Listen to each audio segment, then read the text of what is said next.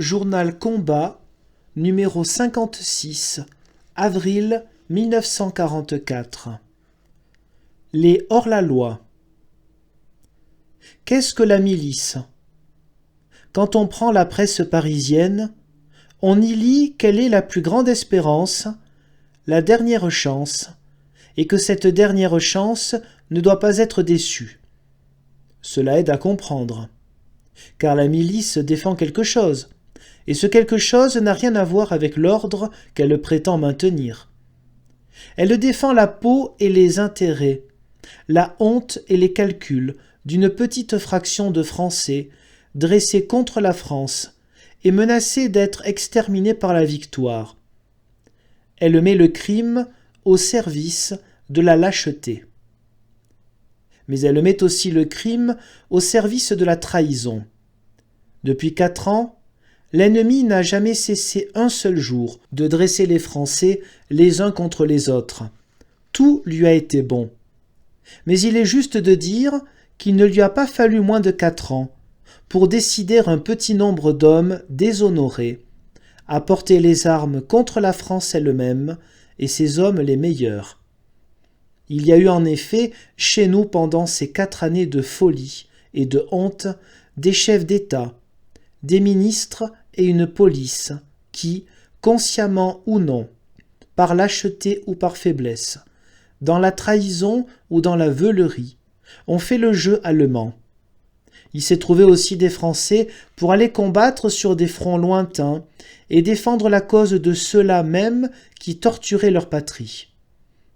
Mais il a fallu 4 années entières pour que se recrute une troupe de mercenaires assassins résolus à prêter main forte à l'ennemi de la France contre la France elle-même. Il a fallu 4 ans de propagande allemande pour découvrir un héros des 2 guerres qui accepte de traîner ses décorations dans la besogne policière la plus lâche et la plus dégradante. Mais ces hommes ont été trouvés et leur existence même pose un problème de justice. Car comme il arrive toujours, Sganarelle veut faire mieux que Don Juan.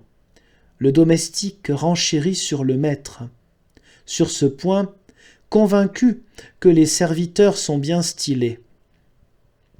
On se désigne pour maintenir l'ordre et l'on enlève courageusement un couple de vieillards que l'on déshabille dans un champ et que l'on abat avec des raffinements de torture. On représente la France héroïque et l'on se fait livrer par les Allemands, comme à Nice récemment, 6 Français arrêtés par la Gestapo, la plupart pour des motifs futiles, pour les torturer, les défigurer et les faire mourir. On s'annonce comme les défenseurs de la loi et l'on fait passer devant un tribunal de bandits des patriotes qu'on fusille quelques instants après une parodie de jugement. Le héros des 2 guerres prétend continuer une admirable tradition française. Elle consiste apparemment à prendre des otages, à tuer l'intellectuel et l'ouvrier, à torturer et à humilier pour, ensuite, profitant d'une presse à genoux, couvrir ses victimes de mensonges ou d'insultes. Mais en vérité, c'est une tradition que nous connaissons bien.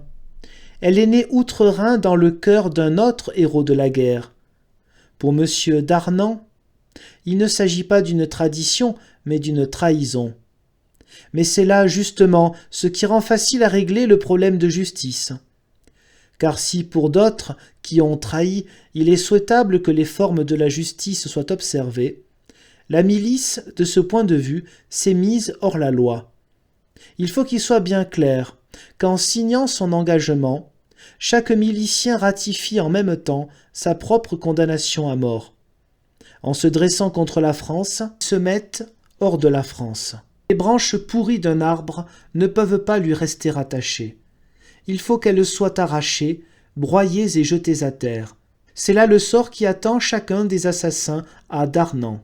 Et les cours martiales seront inutiles. La milice est à elle-même son propre tribunal.